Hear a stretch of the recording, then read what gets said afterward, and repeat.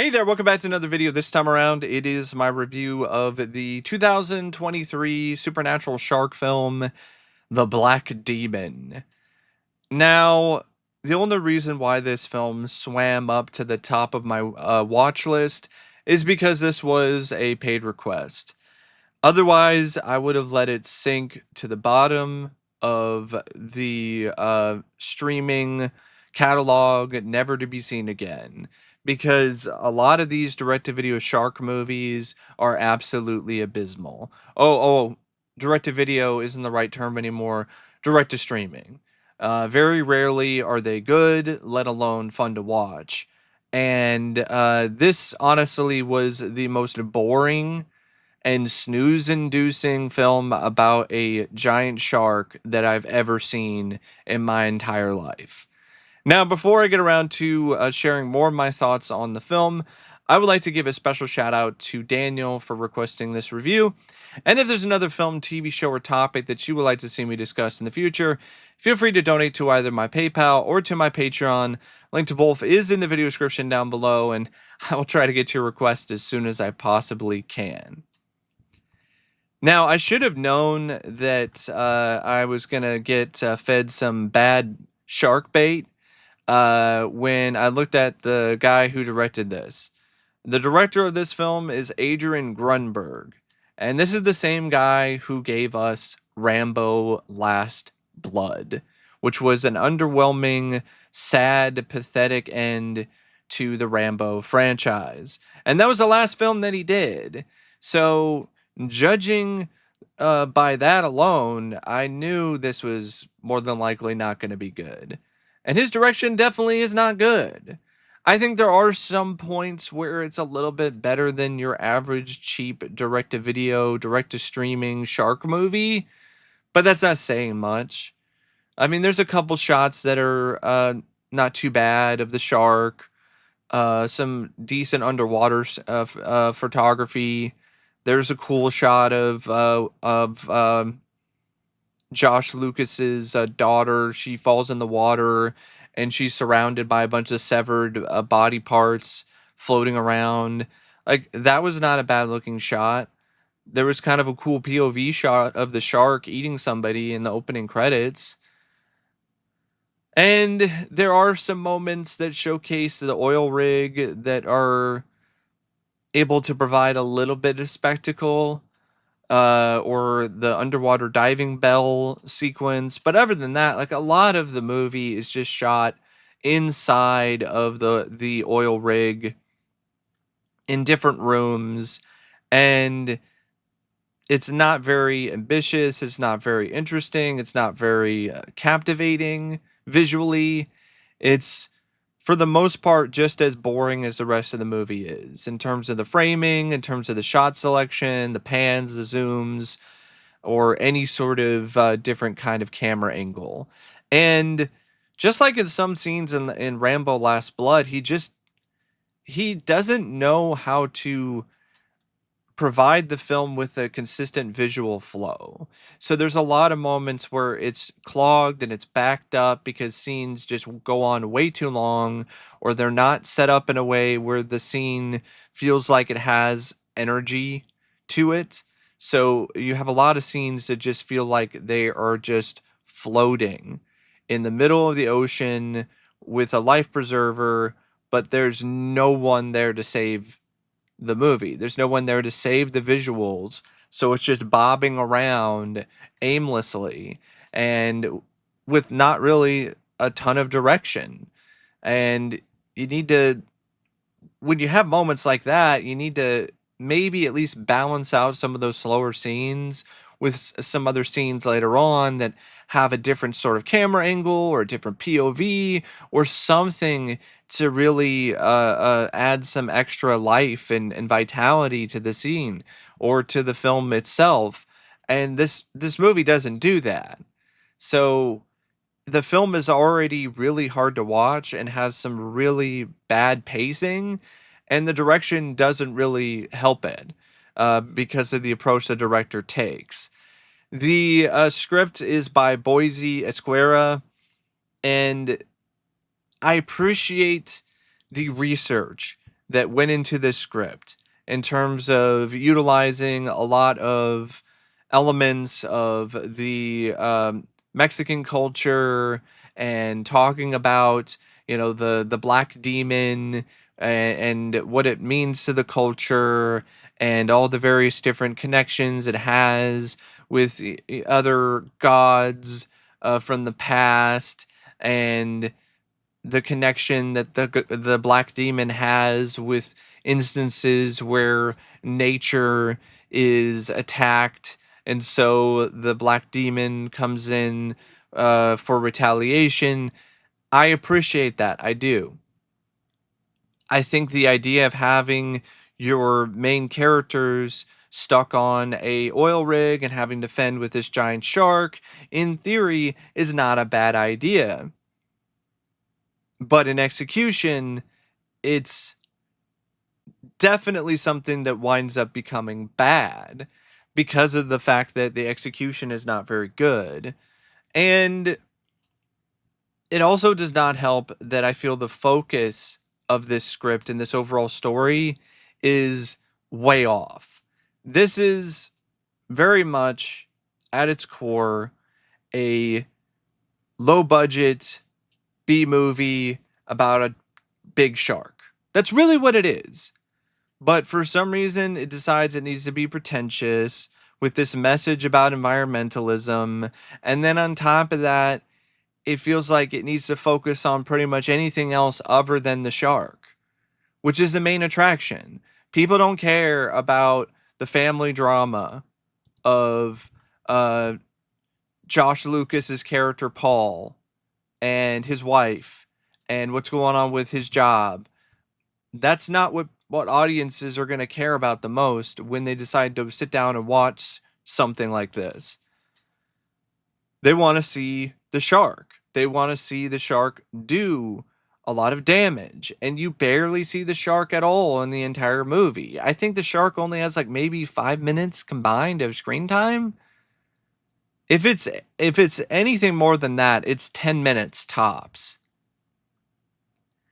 And so a lot of the time is just resorted to this boring drama with Paul and his kids, or Paul and his wife, or Paul and this guy named Cheto, who is on who's living on the rig, and stuff involving Paul being the target of the giant shark because he's the one that's responsible for this oil rig falling into disrepair and polluting the waters.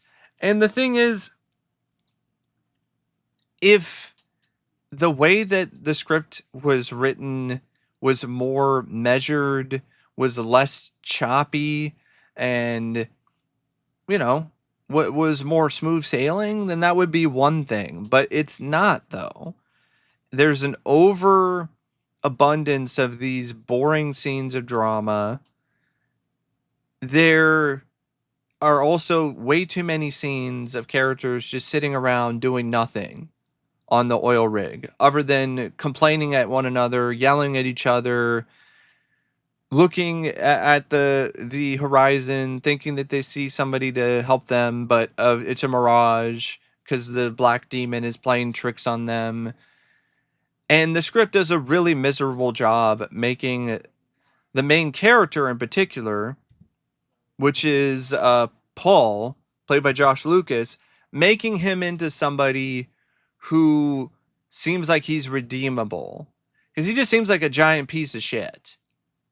Like, as soon as it's revealed that he's selfish, he signed off on all of the different release forms for the oil rig, despite it being completely and 100% a health hazard and a complete and utter disaster waiting to happen. He signed off on it because, he was pressured by his boss and pressured by his family because he wanted to provide for them. And I'm like, dude, like that's the moment where you're like, I'm gonna take my work elsewhere. I'll work somewhere else. We'll figure it out. We'll make it work. I am not going to sign off on this shit. The fact that he did that shows that he has some pretty shitty morals and some pretty low integrity. And then he's like arguing with people and getting into arguments later, and and getting really defensive, and you're thinking that okay, well that's because the black demon is bringing that out of him. But no, that's not the case. He's not possessed or anything. He's just being a dick. And then you're supposed to buy into this moment at the end where he sacrifices himself to blow up the shark and save his family. It's supposed to be this big, poignant, sad, tragic moment and a bit where he redeems himself, and it doesn't really come across that way because I don't think it was that earned because of the way that he was written throughout the majority of the film. If anyone deserved that moment, it's Chato. Because he had to put up with this guy's bullshit throughout the entire movie. Or Junior. But Junior winds up getting killed like halfway through the film. So, yeah, there's just a lot of moments with this script that just really don't work that well for me at all.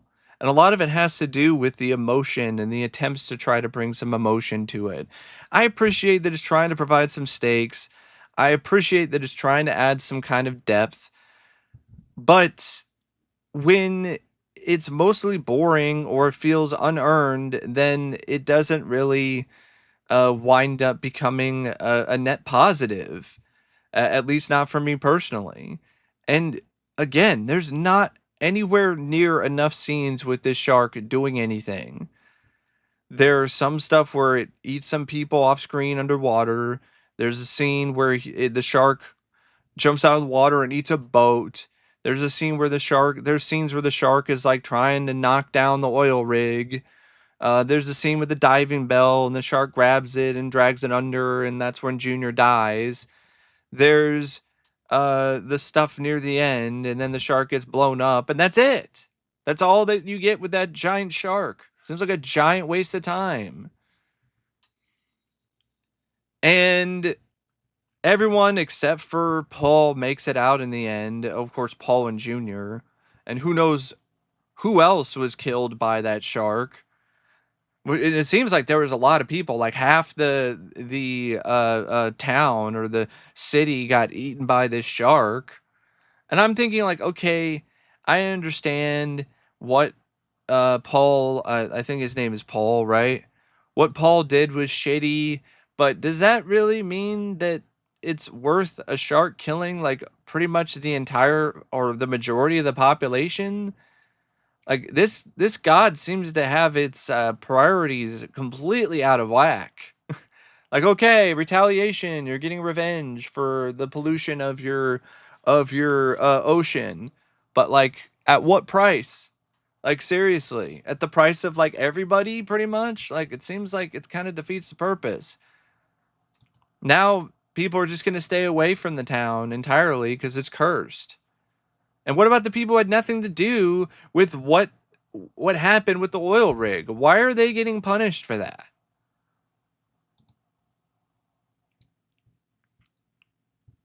But yeah, it's just not really that great of a screenplay.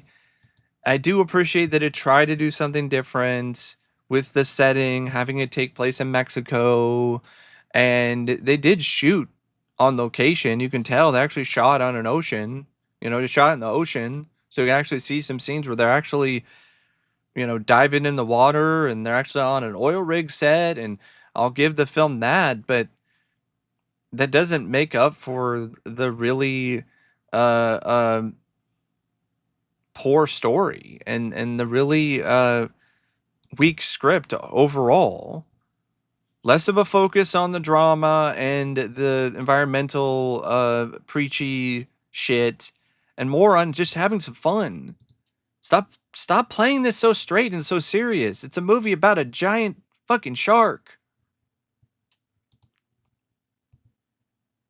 Now the cast, it's a mixed bag for me. Josh Lucas, there are some points where it seems like he gives a shit, but there's a lot of other points where it seems like he's just taking a paycheck and not really giving his all. And it leads to some pretty awful bits of acting from him. Fernanda Urrejola is Ines, his wife. She was okay for, poor woman Salma Hayek, but she was all right. Venus Ariel was annoying as Audrey.